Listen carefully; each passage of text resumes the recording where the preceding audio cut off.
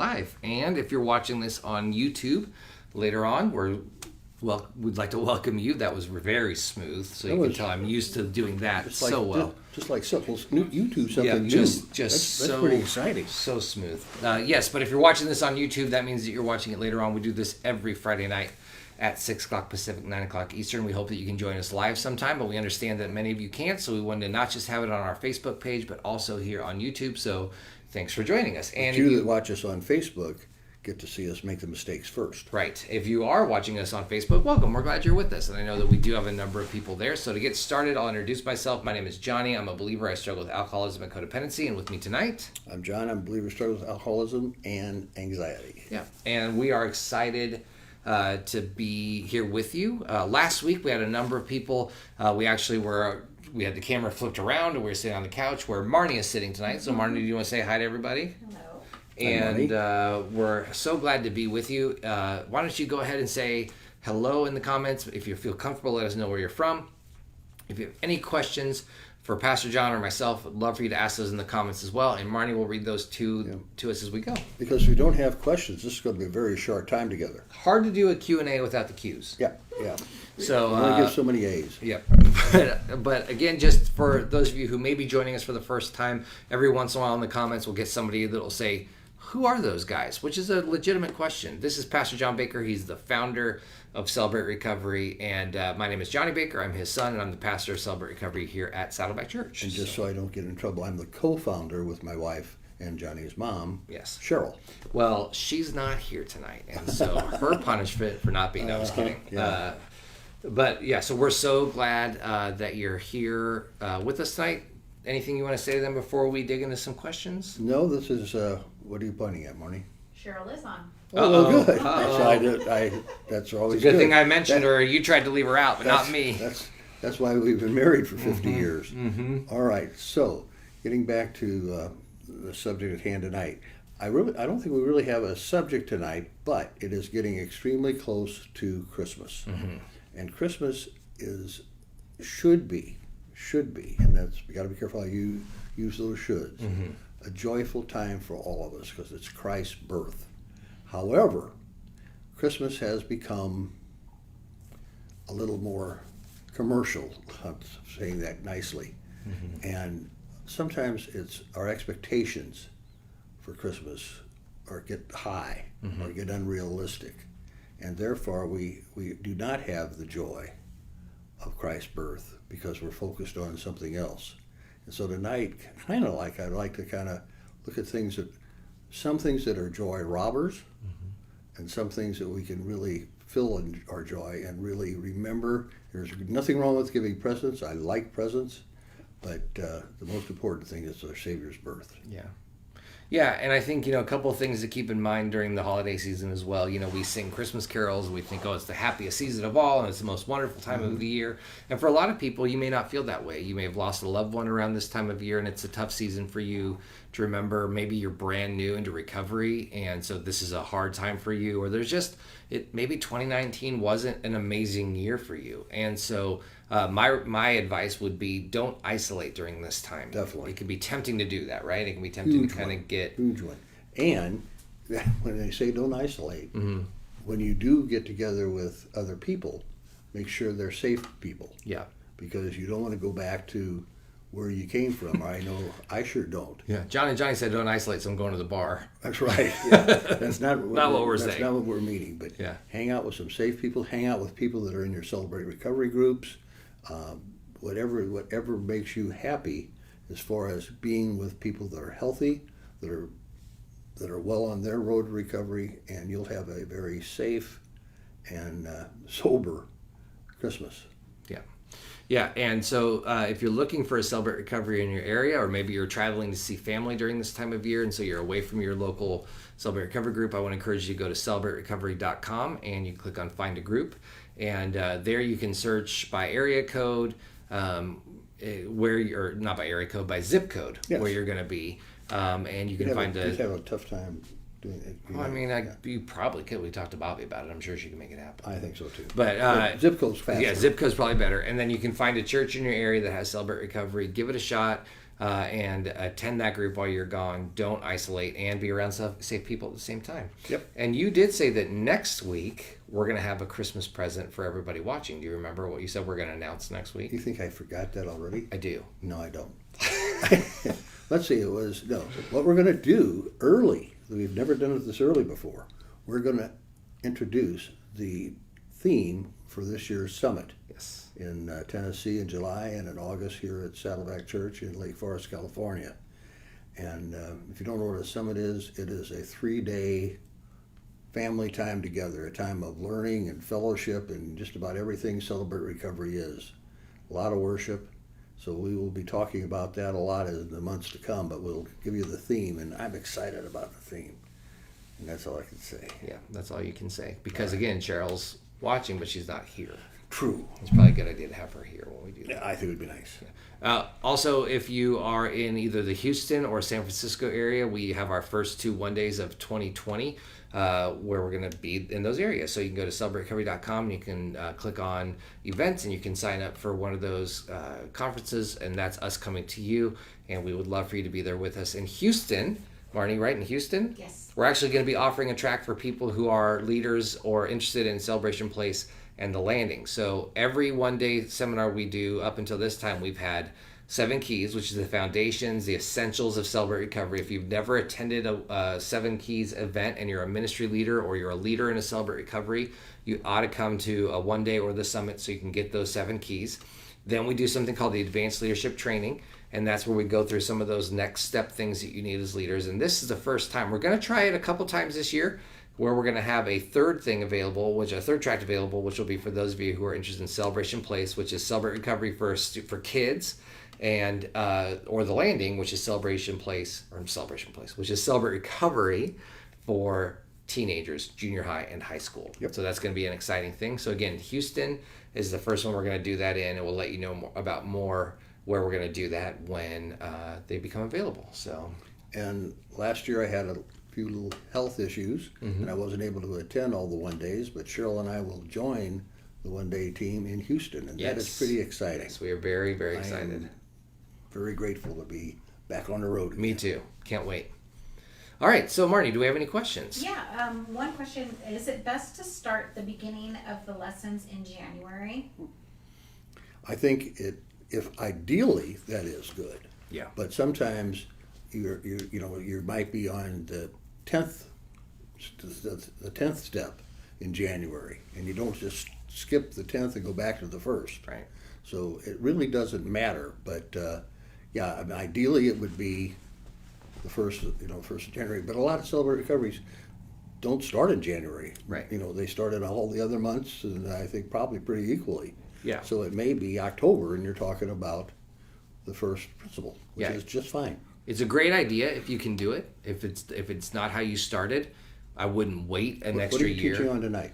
I'm going to teach on the Give lesson tonight. Okay. And so we will wrap up the year in the next couple of weeks, and then in the first week of January we will start with the denial lesson. So for those of you who don't know, Celebrate Recovery has 26 different lessons that we alternate with testimonies throughout the year, and they're all built on principles and parts of recovery, using Scripture as the basis for what we're talking about, because everything in Celebrate Recovery is built on God's Word.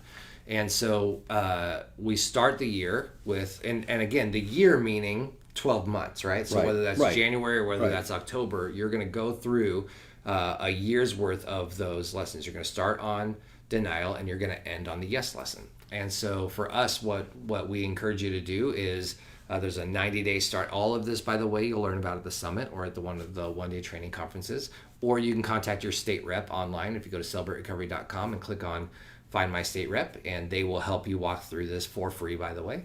And you're going to go throughout the year. Now, here's what I do suggest. If you're going to be on step 10 or maybe even just step 4 or something on January 1st, or the first week of January, a lot of people are going to make New Year's resolutions. And for a lot of people, that New Year's resolution will be to stop drinking, stop eating too much or not enough, stop, whatever the behavior is that's causing them or other people in their lives pain. There's January 1st New Year's resolutions. A lot of people start that day. So take advantage of that in your Celebrate Recovery. have something that's geared towards the newcomers. If you're going to be teaching spiritual inventory 1, maybe the first week of January, you do a testimony, even if it's out of sync. Okay, we haven't talked this over, so I've done this before. Yeah. Why don't you we teach every year, the first lesson is a lesson that we call Denial. No, it's a special one on New Year's. The first lesson that we teach and celebrate. We teach it's not in any of our stuff. That's something you I've got an idea though. Okay. Now, this is not available in this lesson. What is it called? We call it I just call it New Year's Eve. Right. Yeah. And so it's your first meeting of the new year. Mm-hmm. We have been teaching for the last 15, 20 years a lesson that we talk about New Year's resolutions and how they don't last and how they don't work. But then we talk about Christ-centered resolutions, Christ-centered commitments, and how they do work and how they do last. And so, Marnie, I'm going to ask you this because this is just one I love to do this. Uh-huh. Can we put on somewhere on all our social media that Johnny's lessons notes? We'll figure it out. We'll figure out how to put what I'm trying to tell you is we'll tell you next week how to get it free. And I'd like to have everybody talk about Christ-centered commitments instead of New Year's Eve resolutions that last about 25 minutes. Yep. Definitely. Yep. So we'll put that out there. That's always fun to do. You can use that. Yeah, thanks. No, that's not going to cause us any work at all this week. And because my notes are so well written. But we'll put that out there. Whatever you do, like I said, that will be available. But something that welcomes those newcomers. Take a breath. Do something to welcome all the new people who come and encourage them about making Christ-centered commitments that will last throughout the year. Mm-hmm. Yeah, great. Marty, what else? Terry is asking, is there a CR Bible study plan or guide? How do you navigate through the CR Bible? There really isn't anything else printed that would help take you through that. But one thing I would encourage you to do is that there are, for lack of a better term, what I've always called call-out boxes. And it'll say principle 1, it'll highlight a verse, and it'll have some extra reading there. I would encourage you to kind of go through the principles that way through your Bible reading. One that I really like is using the character studies and then the testimonies that go hand in hand with them as you Explain go. that a little bit. Yeah, so the Celebrate Recovery Study Bible, by the way, is a study Bible printed by Zondervan that includes some Celebrate Recovery material in as extra material to the Bible. We did not add to the Bible. We didn't take away from the Bible. We didn't write new verses. We didn't write new books or anything like that. Got to make sure everybody gets that. But what we did, like a lot of study Bibles, is there are things that apply to recovery, or a lot of study Bibles are going to have extra notes and things like that in there. And the Celebrate Recovery Study Bible has those things that apply to recovery. And so one thing we did is we had someone go through, one of our team went through and looked at men and women of the Bible and basically looked at what was their hurt, their habit, or their hang-up, because that's not new to those of us living today. And then we paired those character studies with a testimony of a person who's living today. Mm-hmm. And so when you go through those, you can see a biblical character and then a contemporary person and see how those testimonies or how those things add up, meaning that God's story has been going throughout history, and that when you feel stuck or broken or beat up, it's nothing new under the sun. And so, for example, there's a character study on the prodigal son and some of his issues, and then my testimony mirrors that character study. So one thing you may want to do is go through those. And again, we do have those call-out boxes, and at the very back of the Celebrate Recovery Study Bible is a 30-day devotional. Now, that's different than the 365-day devotion that we have. So we want to make sure that we don't confuse anything. We want you to have as many ways to stay in the Bible. That's right. Because Principle 7 says we reserve a daily time for self-examination, Bible reading, and prayer. And so reading our Bibles is an important part of recovery. And so whatever that takes to get you into the Word. So I would encourage you to pick it up. I think a great way would be to go through those call-outs and start with the first one. I think the first one is actually, it's, I was going to say where it is. I can't remember now, but it's on, they promise them freedom while they themselves are slaves to sin. And it goes through what that means and some of those things. So I would just encourage you to pick that up and go through it that way. Yeah. And it would be this is, we're not here to sell Bibles. We want people to read Bibles. Right. But if you're in Celebrate Recovery, this one will make it's your Bible. Yeah. And one of the things that you might want to think about, instead of getting each other a tie or a box of candy, give each other a Celebrate Recovery Bible. Yeah. It'll be a longer lasting gift, I guarantee you. That's pretty cool. All right, Marty, what else? We have a couple newcomers on here, Sue Welcome. and Ben, and they're looking for Celebrate Recovery groups. Can you just real quickly explain again how they do that? Yeah, so first, we're glad you joined us this week, and so thanks for being here. The easiest way to find a Celebrate Recovery group is to go to celebraterecovery.com or download the free app to your phone.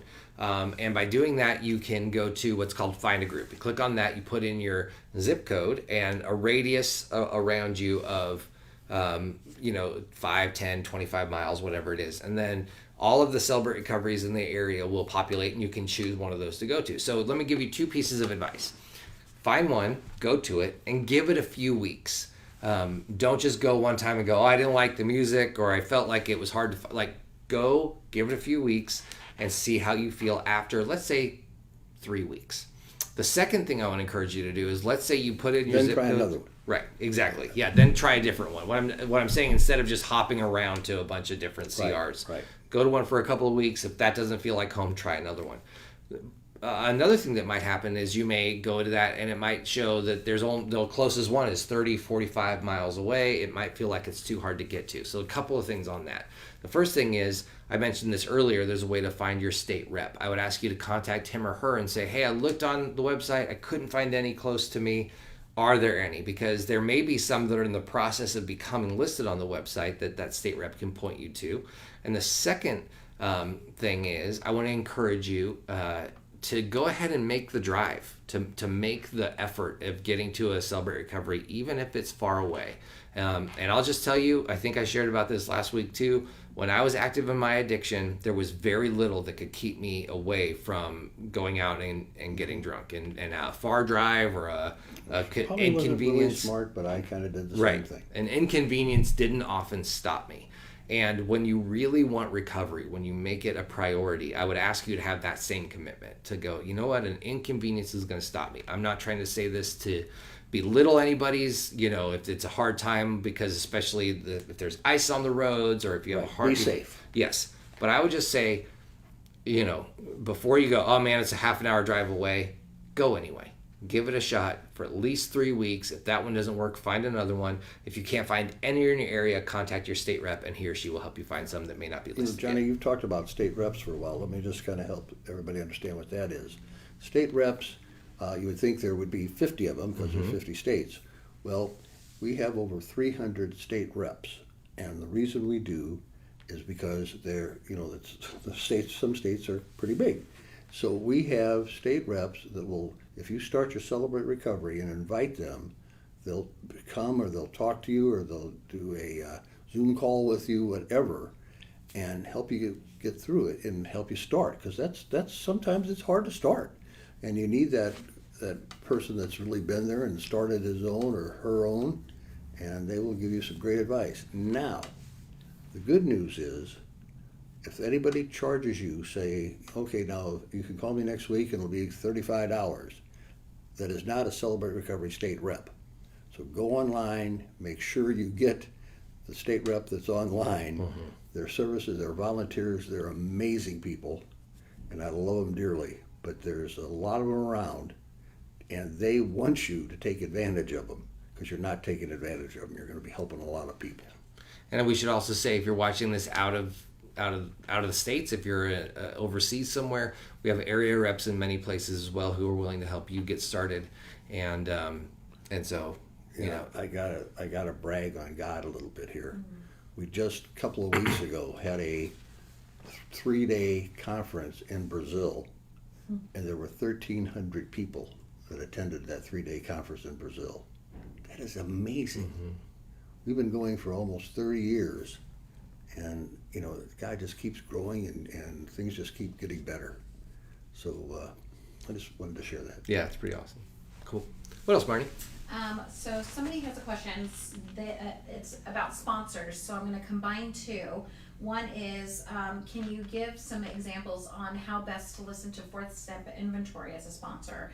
but also if somebody's been a sponsor for people who have left Celebrate Recovery, but they still call every once in a while, should they still be their sponsor? They still call her that, but should they still be there, or is she out of line giving them feedback?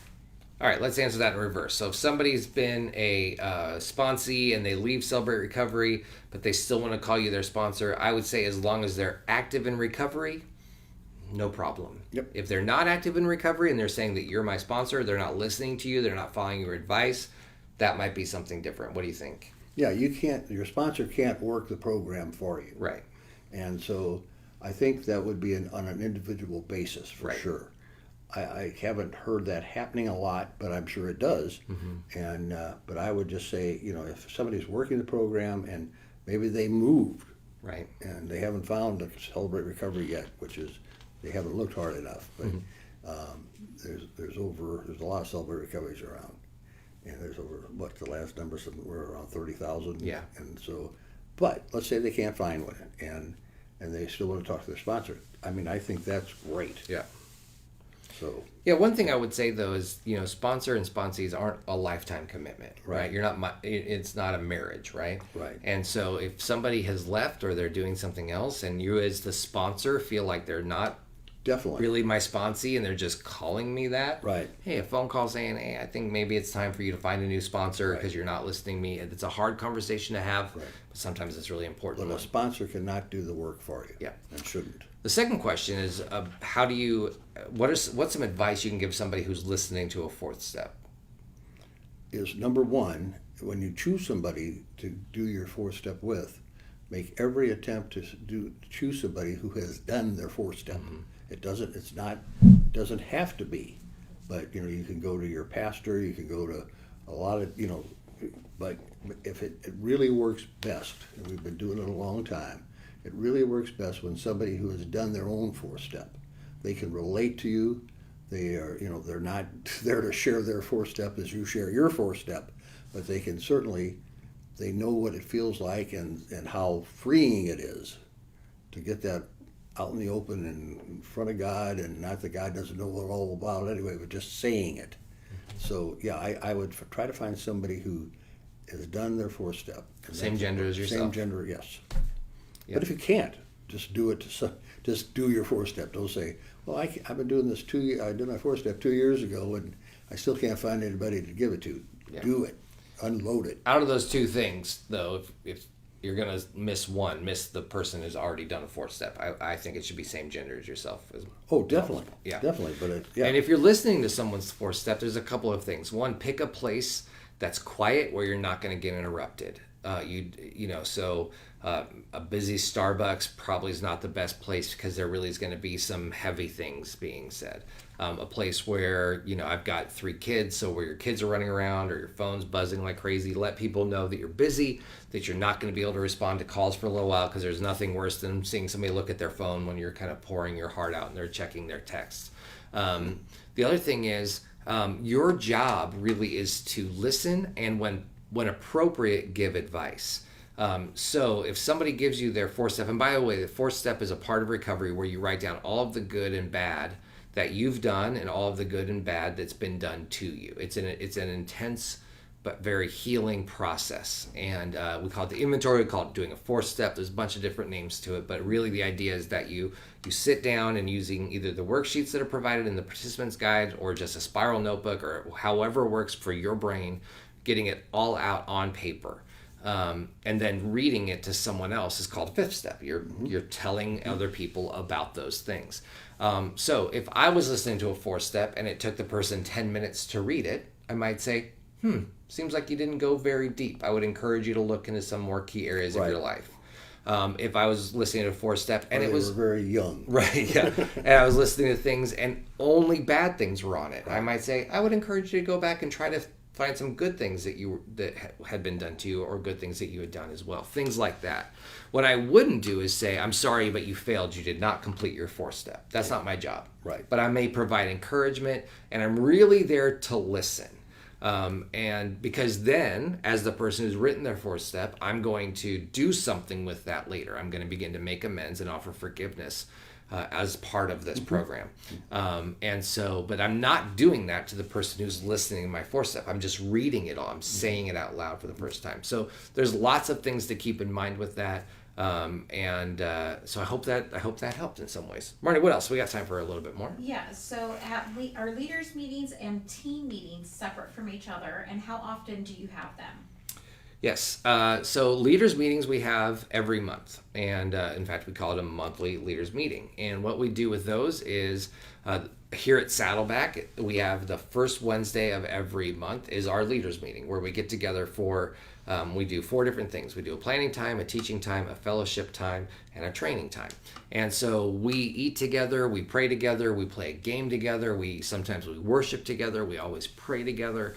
Our training coaches will talk about the guidelines or something that needs to be, something that will help in training. One of the pastors will often do a devotional. And so lots of things happen at those. A team meeting is where we're going to get the training coach, encourager coaches, assimilation coaches, and ministry leaders together. And we're going to do it's going to be a little bit more work related. It's going to be about, who's going to do their testimonies and where are the step studies and what steps are they on, and, what needs are there for the ministry as a whole. And you may do those every other month. Yep. But if you want to do them once a month, that's fine too. You just don't want to wear everybody out. Yeah, it depends. It's going to depend on the size of your team, and it's going to depend maybe on the size of your ministry or the age of your ministry. Yeah, and Johnny went over the team very quickly, but we are managed by the team structure. And the T is the training coach, the E is the encourager coach, the A is the assimilation coach, and the M is the ministry leader. Yeah. And it works. Yeah, and we cover all that in extensive detail at our training seminars. All right, Marnie, let's do one more. Okay, this is an interesting one. It's Tiffany, she says, I've heard of groups accelerating a step study by answering some questions in the group and some with accountability partners in order to finish within the 9 months. Is this acceptable? Okay, so the first thing is, step study should take about a year. So 9 months is probably a little short of that. Shouldn't take 3 years. Right, exactly. So we want to take about a year. Now, to answer your question, Tiffany, what we're going to need to do is we're going to have to do the worst 4-letter word in the English language as far as I'm concerned, and that's called math. So when we get together with our group, we have guidelines, right? And one of our guidelines is that you keep your sharing to 3 to 5 minutes. So throughout a step study, someday I should count how many questions are in there, but there's a lot of questions. And so if you have a group of 4 people, you may get through more questions a night than you're going to get through if you have a group of 20 people. So there may be some things that you need to do to make sure that you're within that year. So there are some strategies that people do. Sometimes what you're going to do is you're going to say, we have a large group of people. The first 4, in my context, 4 men are going to answer the first question. The next 4 men are going to answer the second question, and so on and so forth. You may decide that, we have 3 to 5 minutes, but in order to get this really done, if you're doing your work ahead of time and you're really thoroughly answering the question in your participant guide, it only should take you about a minute or so to read that. So we're going to shorten the time on this one because we want to get through as many as possible. Another strategy that I've used is to combine questions. So I'm making this up, but let's say there was a question that said, what good did you do today? What bad did you do today? Instead of everybody taking 3 minutes to share on each one of those, I might say, share on both of those in 3 to 5 minutes. Yep. and combine those two. Yeah. I think doing that with accountability partners, that's not something I would consider best practice. I would try to keep as much of that in group as possible. And the reason for that is that if I'm in a group, and let's say I'm in a step study and I get to answer 2 questions a night, that means if I take my total time, if I take the 5 minutes each time, out of the 2 hours, I'm talking for 10 minutes. The rest of the time I'm listening. And there's so much value in that listening time. I hear other men share. I get to learn from them. There's so much insight that happens there. It actually turns me into a better listener outside of my group. Right. So I think to try to do, there's a lot of different strategies, but try to keep as much of it in group as possible. Also make sure your groups are going 2 hours. One reason why you might need to be doing this is you're trying to do a 2-hour group in 1 hour. So lots of different things in line with that. And I know I keep saying this, but we have workshops at the summit over a step study. We talked about it at the advanced leadership training portion of the training seminars. So what else? Do you have anything to add to that? I think that's good. I think that's good, and it's a good question too. Yeah. So anyway, it's about time for us to let you get on with your evening, and we thank you for being here. We'll be back next week, and just remember, just be good to yourself, love your neighbors, love your people in your groups, love your people that sometimes give you a rough time. Yeah. Because God tells us to love one another. If you're watching this on Facebook, give it a thumbs up and let people know by sharing it on your page. If you're watching this on YouTube later on during the week, you can give us a thumbs up there. Make sure you subscribe and tell your friends that we are back on YouTube. And with that, we'll say Good night. goodbye. Bye, everybody.